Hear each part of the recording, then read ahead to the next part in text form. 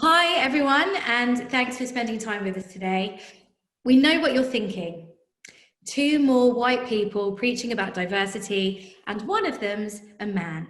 So, just to reassure you, the two of us represent a wider, diverse community of people who are genuinely dedicated to improving diversity in representation in events and thought leadership and the ad industry at large.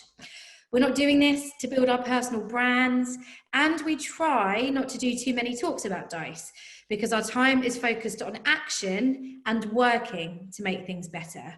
But today seemed like a lovely opportunity to spread the word amongst people who really give a shit.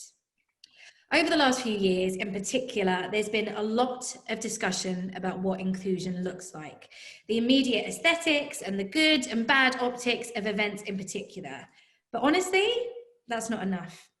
What we're going to talk to you about today is what inclusion feels like and how we can get to this stuff becoming second nature. So, D.I.C.E. D.I.C.E. stands for Diversity and Inclusion at Conferences and Events.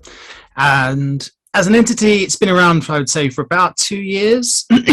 How we put it together is an unemotional best practice charter, like a process of certification, set up through a series of guidelines for events organisers and PR professionals to help them curate better events. And by better, we mean diverse, fair. The way we see it, if an event isn't diverse, it's not good. If your event isn't diverse, it's broken. It's not what we like to see.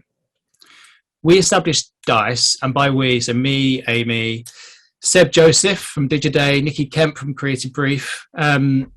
We specifically put it together because we don't want it to exist.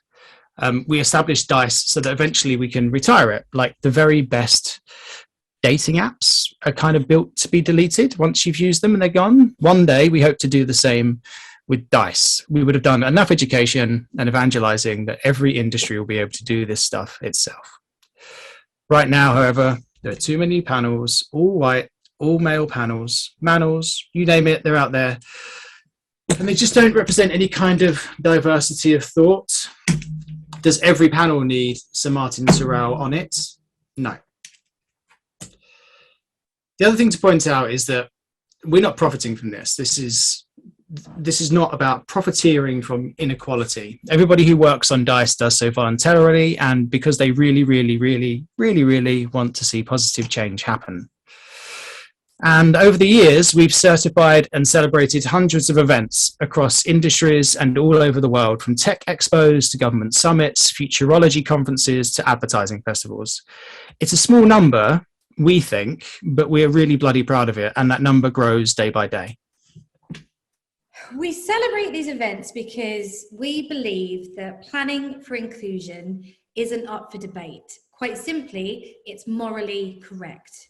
So just a quick history lesson. We took our inspiration for the creation of D.I.C.E from a friend of ours who works in the pharmaceutical industry, a man called Lucien Engelen.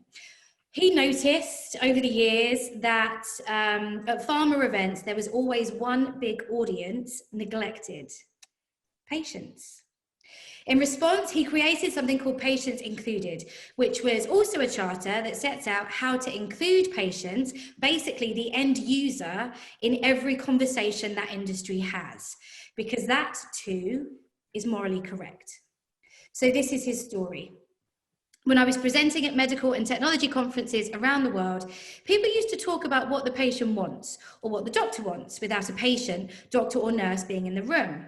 This astonished me, and a real page turner for me was a conference in Dubai where all the major telecom companies in the world were present. Everyone was talking about mHealth, how huge it would become, and how many people would be using it and thereby earning many billions of dollars. When it was my turn to deliver my keynote, I asked the audience, how many patients are present here? Not one, it appeared. That there should be so much talk about what patients need and want without them being present prompted me to take action. I decided to no longer present nor visit conferences without patients being present on the stage or as members of the organising committee, or offering patients bursaries to attend and waiving the entrance fee. During the following year, I continued to push my message and encourage conferences that took action to use the Patients Included logo, which I devised. The following year, I stopped accepting speaking requests if the meetings did not meet the Patients Included criteria. So we learned from this amazing story and decided to create our own.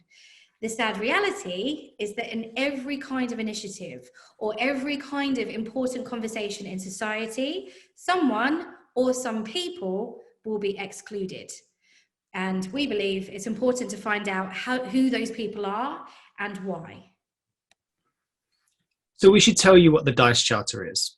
Very simply, it's a set of guidelines that show you how to make an event inclusive. It's really important to note that D.I.C.E is self-regulatory. We're not forcing anyone to do this, but we know that certified events genuinely reap the awards of being certified. Additionally, the Charter, which Amy and I are about to take you through, is based on equality law, covering the 9 protected characteristics by which it is illegal to actively discriminate against, including gender, race, age, disability, sexuality, religion, and so on. We've never claimed to be the diversity police, although we have had a few angry tweets saying otherwise. And we don't promote tokenism, and we've made the scoring system so easy. And this is on purpose. It's because, well, we'll take you through it. There are 10 points to our charter. Each element is worth 10%, and if you get 40%, you can pass and become D.I.C.E certified. The thinking is you should be able to pass, really, if your unconscious bias isn't getting in the way. But even if you get to 40%, it should be a journey for you to push to 50, to push to 60, and open your eyes a bit and see how far you can take it. Because we purposely think that everybody should go on that journey, and we've left the barriers low, and those entry barriers are really minimal. So we're going to take you through the charter and provide some commentary so that you can see our workings out. Lineup is 60% of the score. First, one that's very important to me, gender. This one is non-negotiable. So D.I.C.E recommends that a regular lineup in its entirety should have no more than 50% men, which means the remainder will include women and all non-male gender identities. That number is obviously based on national statistics and a variety of wider equality goals. Importantly, this doesn't include a last-minute female moderator who's been brought in to bump up the numbers. Now, we know that there's some challenges here. Based on a load of data that we've seen, we know that men are more likely to say yes to speaking engagements for various different reasons.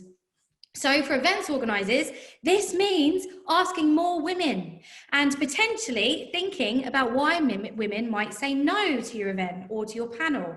Maybe you could ask them.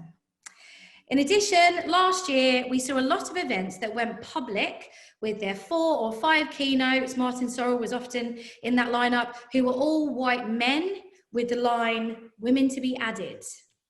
Honestly, that's just going to piss people off, and rightly so.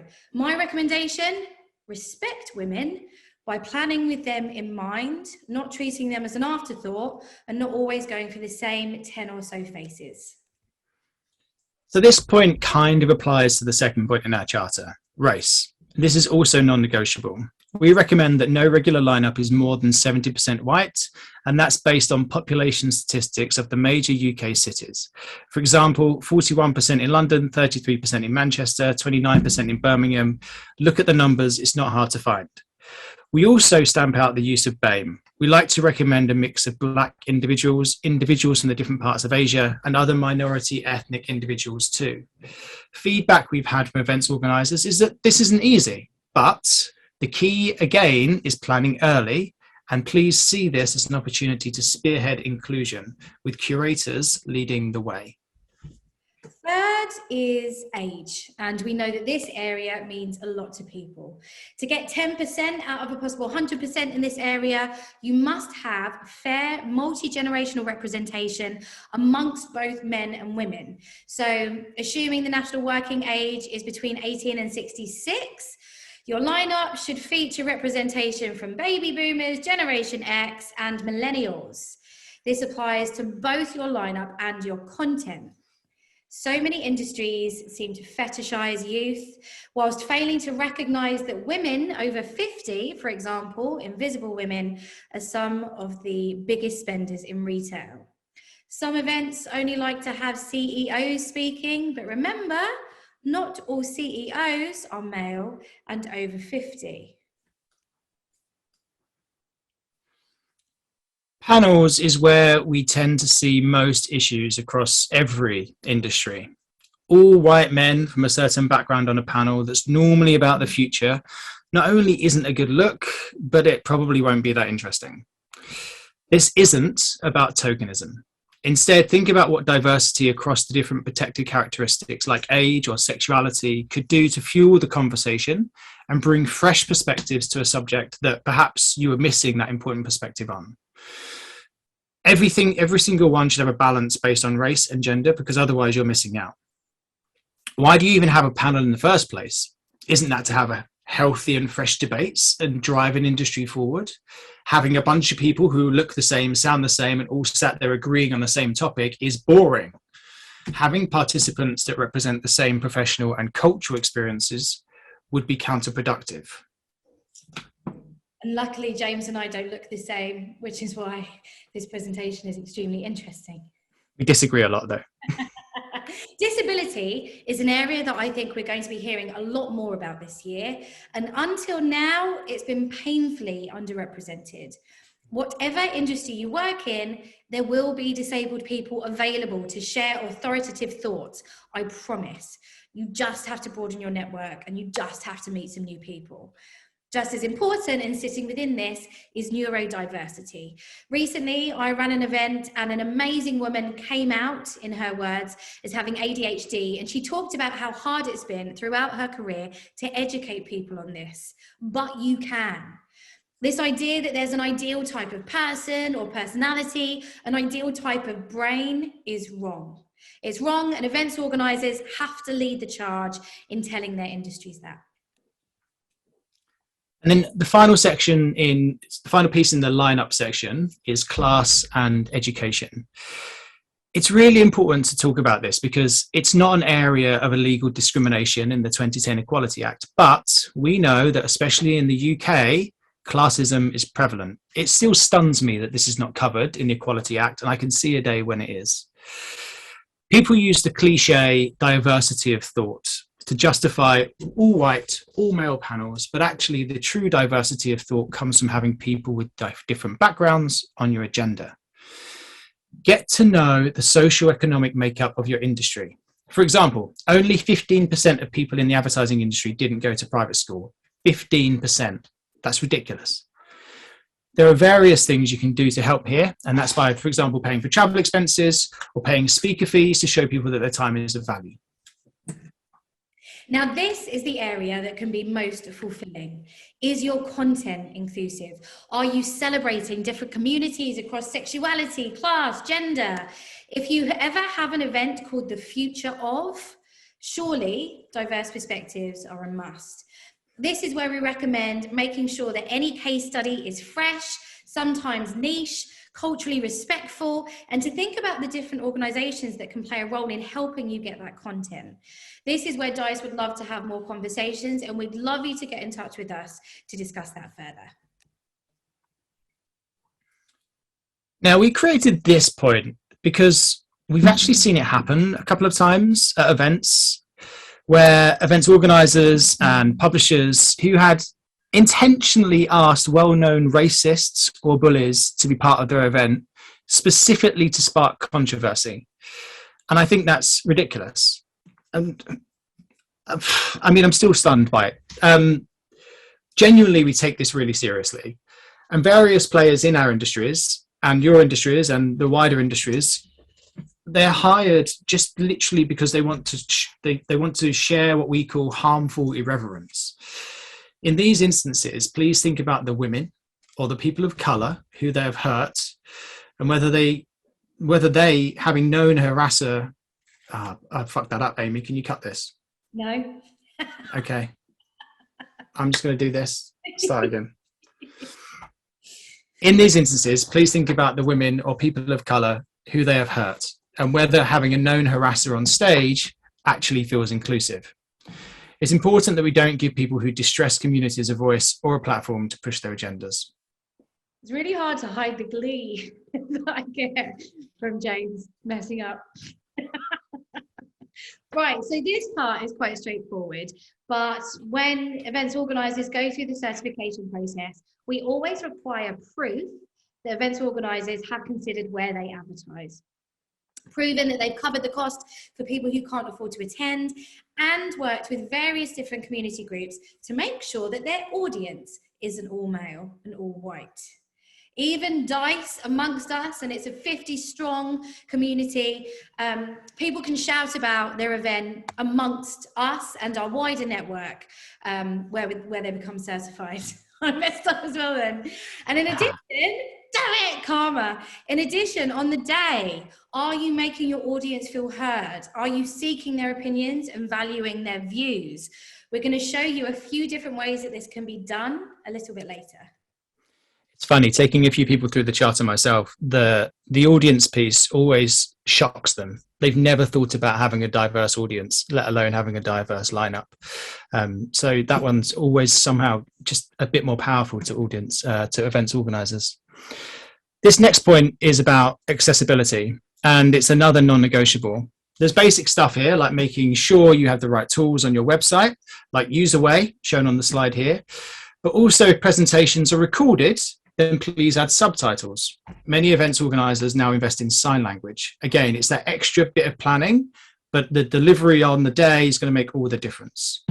Even with the venue, think about wheelchair access, bathrooms, spaces for people who need quiet time. Think outside of extroverts. And we've worked with enough events organisers now, hundreds of them, to know that all of this stuff is way more fulfilling when you think about DEI from day one. So many of the D.I.C.E certified events planners that we now have great relationships with have actually referenced the amazing conversations they've had specifically as a result of D.I.C.E and specifically from the insights that the D.I.C.E charter gives them. This kind of humility and open-mindedness is essential on this journey that every single one of us is going on, and it costs nothing. But that can't be it. Thinking about diversity and inclusion solely for the duration of a single project or a single campaign can't be it. Like we said at the beginning, this needs to become second nature, and we need to really think about what inclusion feels like for everyone. That's the hard part. So, being the naturally curious, inquisitive individuals that we are, we decided to conduct some research last year to see where D.I.C.E should go next. So we wanted to know, in events, how are all voices being included? So this isn't just about thought leaders or influencers, it's about the audience too. Potentially those who aren't brave enough yet to put themselves forwards.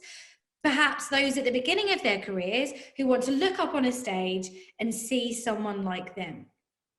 So in our research, we carried out in-depth qualitative forums and questionnaires with 20 events professionals to understand the intricate day-to-day challenges of being inclusive. This included heads of events from the Marketing Society, the University of Surrey, the University of Kingston, NABS, the IAB, Centaur, and many, many others. D.I.C.E also held an interactive event for about 700 senior leaders in the events industry called Planning for Diversity from Day One. Attendees were from every single industry: media, charity, finance, public, retail, and the education sectors. And the event included dedicated breakout sessions that issued the following questions to those leaders. How can events become more inclusive? What can organisations like D.I.C.E do to promote more inclusion? And how can events organisers lead the industry when it comes to D&I? Our findings were many, and they were both enlightening and in parts very uncomfortable. Obviously, you cannot tackle a subject like inclusion without being uncomfortable sometimes. I mentioned earlier on that some of the weird responses you get back from events organisers when they just like the light bulb moment goes off. And one of the more controversial pieces of feedback we got was a question that was raised by a number of the heads of events that simply asked, why would we want to listen to the voices of our audience? And I'm saying, what? When you look at it, what it does is it implies the perception of the role of the events industry to date has been to teach rather than collaborate. Rather than this being an individual events issue, it's more of a macro positioning problem. One of our respondents said, I don't know what we'd want to know from the audience. Our events are mostly experts sharing thought leadership, and the audience are there to learn, not vice versa. Sometimes our speakers pay to be there. They may even be sponsors, for example, and they have a single-minded objective to talk about their company and generate leads. But what if we flip that? What if we flipped that and actually started to listen to the people sat there, listening to the people on stage? Maybe there's a place for those annoying, well, this isn't a question, it's more of a comment people, but actually more of a structured way and not in a very boring way. Please ask a question next time.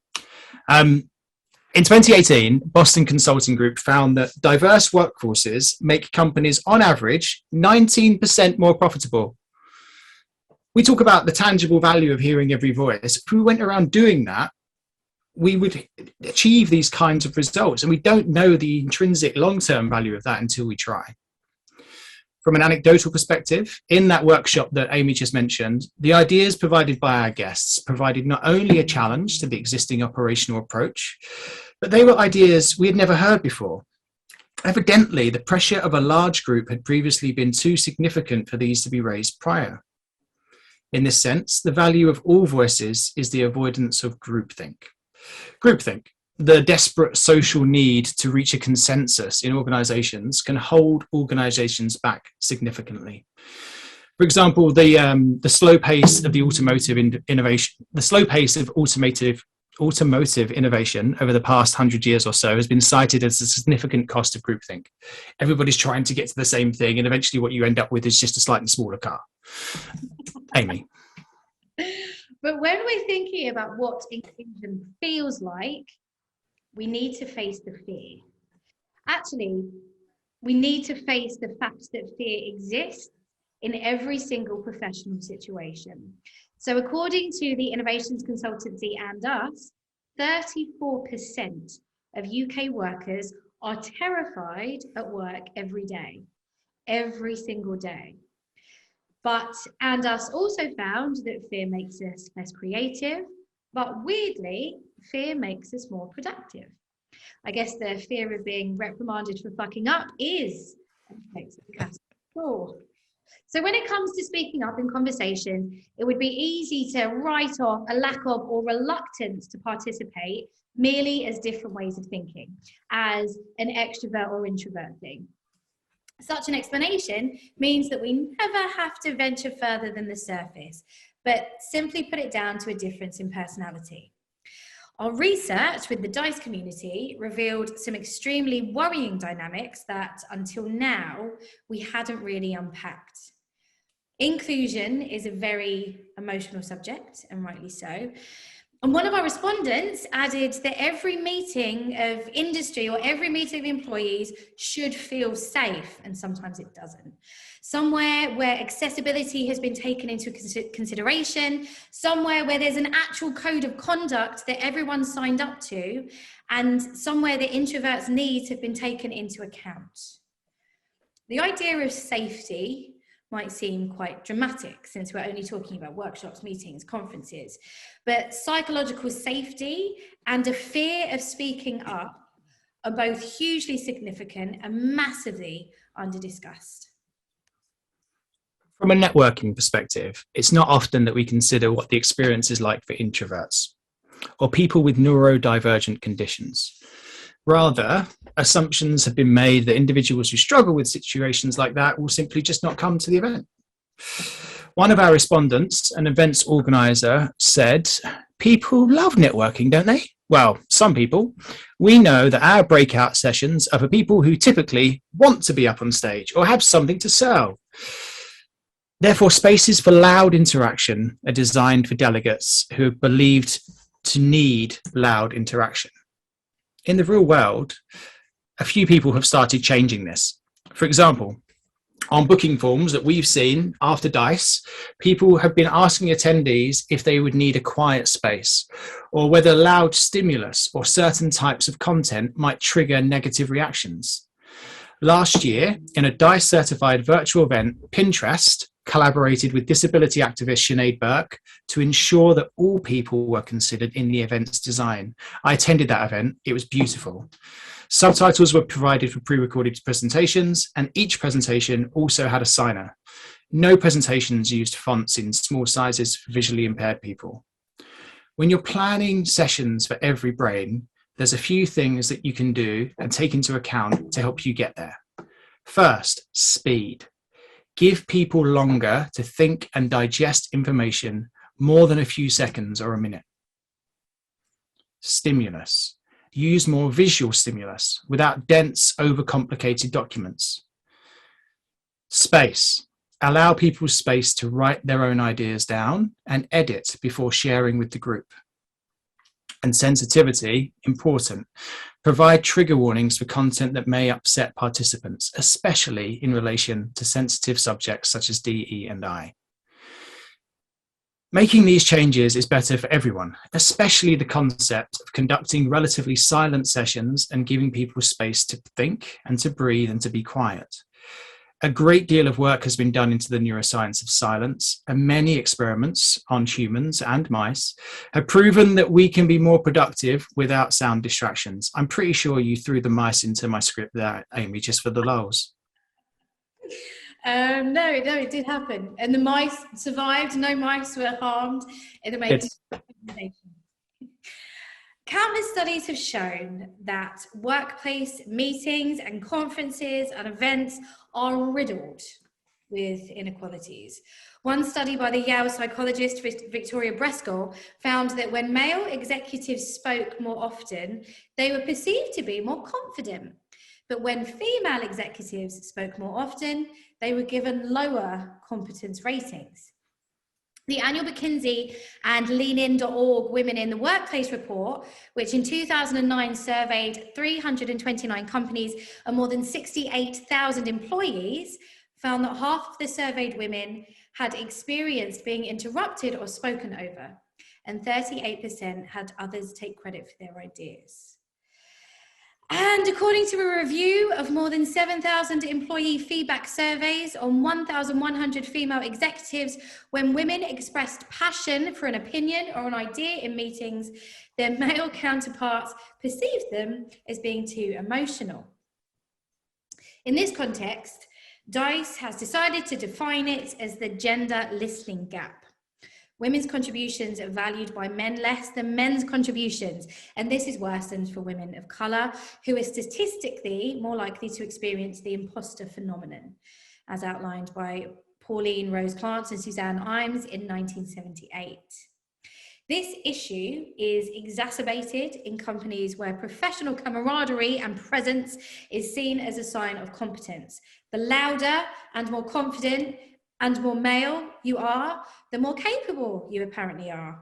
And with virtual working, this can become even more difficult. Mita Malik, the head of diversity and inclusion at Unilever, said recently of Zooms, I'm interrupted like 3 times, and then I try to speak again, and then 2 other people are speaking at the same time, interrupting each other. Some comments from our female participants on their experiences in online sessions, who mostly wrote these comments down to be shared by the moderator in our research event, were quite sobering. I'm going to read you a few of those quotes. For as long as I can remember, I've been scared to share my opinions in a large meeting. Men interrupt me a lot, and sometimes they'll make a hand motion to tell me to speed up. James, we should do some role play read. Another quote. I need to be really careful with how I speak when I'm in a workshop. Sometimes I make my voice a bit lower. I try not to get too excited or sound too angry, even when we're talking about challenges. Another quote, in most workshops, my male colleagues will refuse to agree with my ideas, but then often pass my suggestions off as their own. Another quote, I talk faster now and say the bare minimum because I'm scared of being cut off. And then a final quote, which is probably the most sobering of all of them, and I wonder how many people in the audience can relate. After 20 years of working in a loud creative industry where most of my bosses are talkative men, my confidence is at rock bottom. I don't even attend brainstorms anymore because it's just embarrassing. I won't be listened to anyway. I much prefer email. And from a very honest man in our D.I.C.E discussion groups, he said, I want to hear contributions from the best, most experienced people. Unfortunately, in my industry, that's mostly men. There are two ways to address the fear that we're talking about in this presentation today. First of all, you need to train your people to listen. Listening is underrated, but it's an essential way to get thoughts from everyone, no matter how quiet or shy they are. Secondly, anonymous workshops and anonymous idea suggestions, perhaps held online, can be an amazing way to kickstart a re-evaluation of the way that you encourage people's participation. The gender and identity of people's ideas and suggestions can be unknown in virtual sessions in order to combat that gender listening gap that we've highlighted and ensure that every single voice is given equal exposure. But the first important step, we think, is to acknowledge that this gap exists.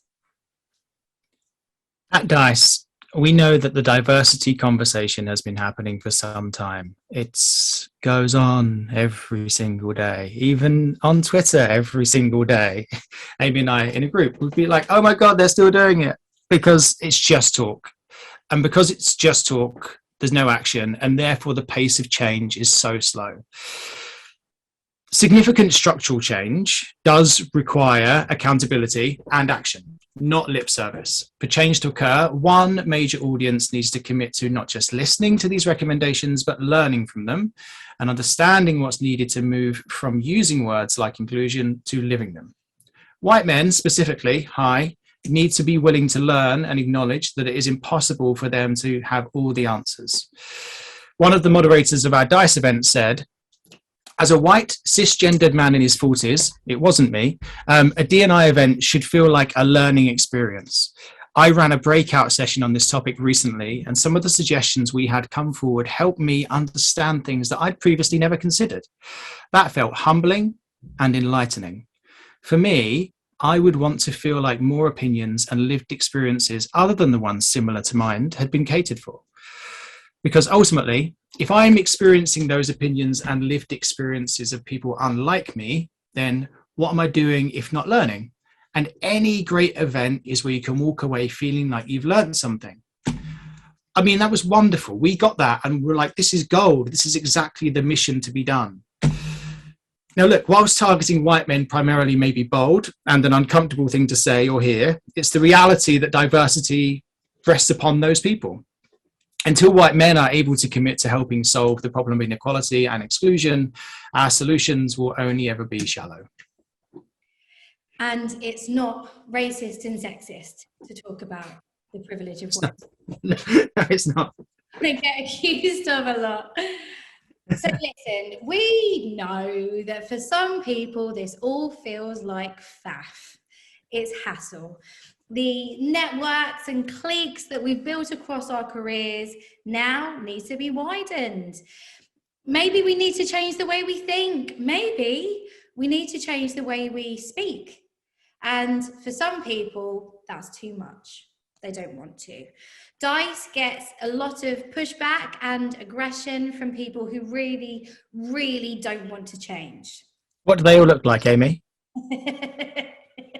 Are they all white men? They are, aren't they? Sorry, I'm heckling. Go. So our thoughts on this as D.I.C.E are really straightforward, and ultimately our thoughts are incredibly unemotional. D.I.C.E is based on facts and law, and rarely do we want to get into a debate about anti-sexism or anti-racism, because there is no debate, there is only right and wrong. The feeling of inclusion is an ongoing job. And obviously we're here to help with it, but with help from our friends at the University of Lincoln and their creative students, and GASP, the creative agency behind Isolated Talks, moving forwards, we're going to have a very simple message. If your event is not diverse, if it doesn't feel inclusive, it's broken. And that's all there is to it. Thank you very much for listening to us today. Thank you.